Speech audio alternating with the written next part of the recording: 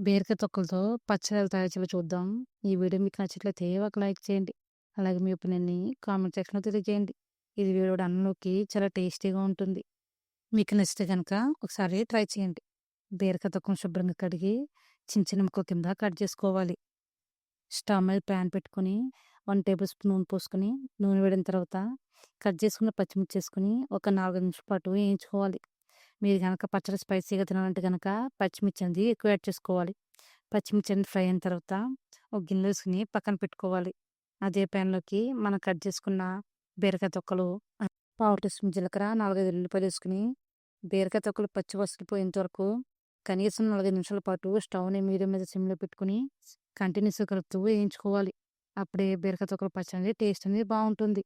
4, 5 నిమిషాల తర్వాత ఒకసారి బాగా కలుపుకొని కొద్దిగా చింతపండు, కొద్దిగా కొత్తిమీర వేసి ఒకసారి బాగా మిక్స్ చేసుకోవాలి.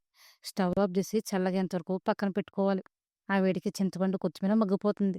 మిక్సీ జార్‌లోకి మనం వేయించి పెట్టిన పచ్చిమిర్చి వేసుకొని ఒకసారి మిక్సీ పట్టుకున్న తర్వాత కొద్దిగా సాల్ట్ యాడ్ చేసుకొని, తర్వాత మనం వేయించి పెట్టుకున్న బీరకాయ తొక్కలు కూడా వేసుకొని మిక్సీ పట్టుకోవాలి. మీ టేస్ట్ చూసుకొని సాల్ట్ గాని సరిపోతే కొద్దిగా యాడ్ చేసుకోవచ్చు.